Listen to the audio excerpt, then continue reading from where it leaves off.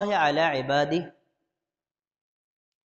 আল্লাহর নবীর সামনে থেকে পেছনে মুয়াজরে ডাকছেন, মুয়াজ তুমি কি জানো বান্দার উপর আল্লাহর হক কি আর আল্লাহর উপর বান্দার হক কি?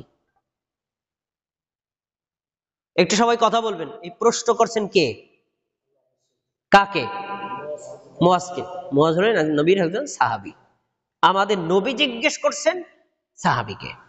তো সাহাবীদের একটা চিরন্তন অভ্যাস, তারা ছিলেন বিনয়ী, ভদ্র, সভ্য। এজন্য তারা কমন ভাবে এই প্রশ্নের উত্তর এটাই বলতেন, আল্লাহ এবং তার রাসূলই ভালো জানেন। জানলেও বলতেন না। মানে তারা কেন বলতেন না? কারণ আমি এলমের গৌরব করব না, আমি নবী থেকে শিখবো, এটা ছিল তাদের থিম। আর আরেকটা হলো, আমি যে জানি, জানার ভিতরে ভুল থাকতে পারে, তিনি আমাকে বলুক। এই জন্য তারা এটা আল্লাহ এবং আল্লাহ রাসূলকে হস্তান্তর করে দিত। তিনি বললেন, কুলতু আল্লাহু ওয়া রাসূলুহু আলাম, আমি বললাম আল্লাহ এবং তার রাসূলই ভালো জানেন। এরপরে ক্বালা, তিনি বললেন, ফা ইন্না হাক্কাল্লাহি আলা ইবাদিহি আইয়াবুদু, মুয়াজ তুমি জেনে রাখো, আল্লাহর হক হলো বান্দা সবাই যাবতীয় যত ইবাদত এক আল্লাহর জন্য করবে। ওয়ালা ইউশরিকু বিহি শাইআ, আল্লাহর সাথে কোনো ইবাদতে কাউকে শরীক করবে না। এই কথাটা সবার মুখ দিয়ে বলাম আমি, কারণ এটা জরুরি। আমার সাথে বলেন, বলেন, বান্দা আল্লাহর ইবাদত করবে, বলেন, আল্লাহর সাথে কাউকে শরীক করবে না। এটা কার হক? এই কথাটা মনে রাখেন। পরের পয়েন্ট, এরপরে হলো শোনো, ওয়া হাক্কাল ইবাদি আলাল্লাহ, বান্দার হক আল্লাহর উপরে। আল্লাহর হক তো আপনি দিয়ে দিছেন, মানে সকল ইবাদত কার জন্য করেন? আল্লাহর জন্য। কখনো কাউকে শরীক করেন না, শিরিক করেন না। আল্লাহর হক দিয়ে দিলেন। এখন আপনার হক আছে না আল্লাহর কাছে?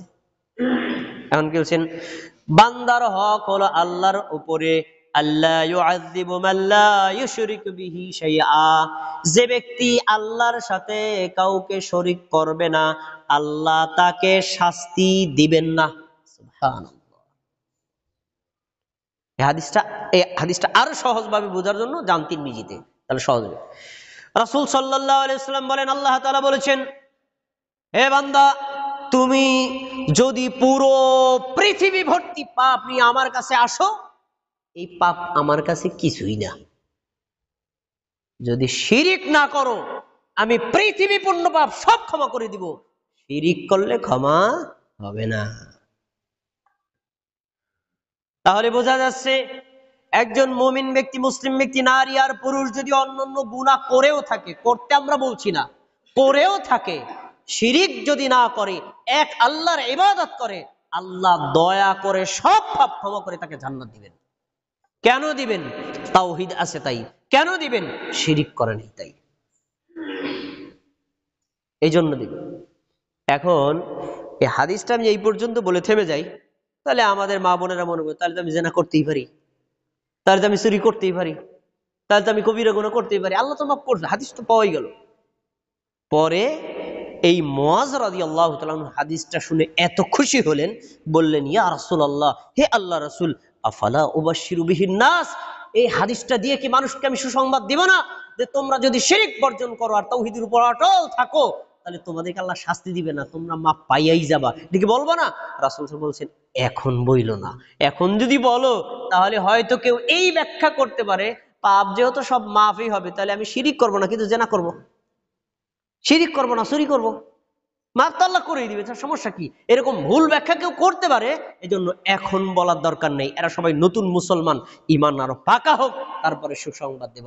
হাদিস থেকে বোঝা যাচ্ছে যে আমরা কোনো পাপই করব না, কিন্তু যদি অন্য পাপ হয়েও যায়, শিরিক না করি, তাওহীদের উপর অটল থাকি, ক্ষমা করে দিবেন কে? এর চাইতে বড় সুসংবাদ একজন মুমিনের জন্য আর হতে একেবারে স্পষ্ট। আপনি আল্লাহর হক দিয়ে দেন, আল্লাহর হক আল্লাহর ইবাদত করবেন, আল্লাহর হক শিরিক করবেন না, আর আপনার হক আল্লাহ আপনাকে শাস্তি দিবে না, জান্নাত দিয়ে দিবে। এটা একজন মুমিনের জন্য, একজন মুসলিমের জন্য, একজন আলেমের জন্য, একজন সাধারণ মানুষের জন্য জানা অত্যন্ত জরুরি যে আমরা আল্লাহর ইবাদত করব, আল্লাহর হকটাকে ঠিকমতো পৌঁছে দিব। সবশেষ 10 নম্বর আল্লাহর হক। আল্লাহ তাআলা আমাদেরকে সৃষ্টি করেছেন, আমরা তার স্রষ্টা, তার অনেক নিয়ামত আমরা ভোগ করি।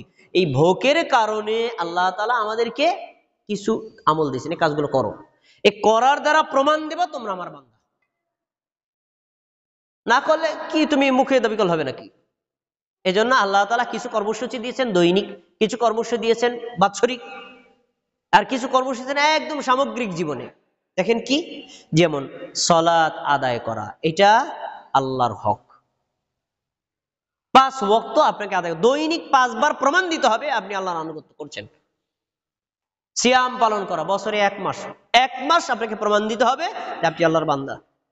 যাকাত আদায় করা, বছরে 1 বার প্রমাণ দিতে হবে আপনার সম্পদের উপর আল্লাহর বিধান আপনি বাস্তবায়ন করেন। হজ সামগ্রিক জীবনে 1 বার করলেই হবে, 1 বার আপনার হজ করা ফরজ। আপনি প্রমাণ দিবেন আপনি বাইতুল্লাহ গিয়ে আল্লাহর ডাকে সাড়া দিয়েছিলেন, এটা আল্লাহর হক। তাহলে 5 ওয়াক্ত সালাত দৈনিক কর্মসূচি, রমজানের সিয়াম বাৎসরিক কর্মসূচি, যাকাত বাৎসরিক কর্মসূচি, আর হজ জীবনে 1 বার হলেও তার কর্মসূচি বাস্তবায়ন করা। তাহলে বোঝা যাবে আপনি আপনার হকগুলো, আল্লাহর হকগুলো বাস্তবায়ন করছেন। ভাই, আজকের এই খুতবায় আমরা আল্লাহর হকগুলো জানলাম। যারা শুরুতে ছিলেন আমি এক নজরে বলে দিচ্ছি। দেখুন, 1 নম্বর আমরা আল্লাহকে বিশ্বাস করব। 2 নম্বর আল্লাহ যা বিশ্বাস করতে বলেছেন ওইগুলোকে বিশ্বাস করব। 3 নম্বর আল্লাহ তাআলার নাম এবং গুণগুলোকে আল্লাহ কোরআন এবং সহিহ হাদিসে যেভাবে বলেছেন ওইভাবে বিশ্বাস করব। 4 নম্বর আল্লাহকে সর্বোচ্চ বেশি ভালোবাসবো। 5 নম্বর আল্লাহ তাআলার আদেশগুলো মেনে চলবো। 6 নম্বর আল্লাহ যে সকল গুনার কাজ ছেড়ে দিতে বলেছেন এই নিষেধগুলো আমরা বর্জন করব। 7 নম্বর আল্লাহর দ্বীন ইসলাম গ্রহণ করব আর ইসলামের উপর অটল থাকবো। 8 নম্বর আল্লাহর তাওহীদ গ্রহণ করব এবং 9 নম্বর আল্লাহর যাবতীয় শিরকগুলোকে আমরা বর্জন করব। 10 নম্বর আমরা যে নিয়মিত কর্মসূচি 5 ওয়াক্ত সালাত আদায় করব, রমজান মাসে রোজা রাখব এবং বছরে 1 বার যাকাত আদায় করব, জীবনে 1 বার সম্ভব হলে হজ আদায় করব। এই 10টা কাজ যদি আমরা করতে পারি তাহলে আল্লাহর হক আমাদের পক্ষে আদায় সম্ভব হবে এবং তাহলে আমরা আল্লাহর নিকটে পরকালে জাহান্নাম থেকে মুক্তি এবং জান্নাত পাওয়ারও আশা করা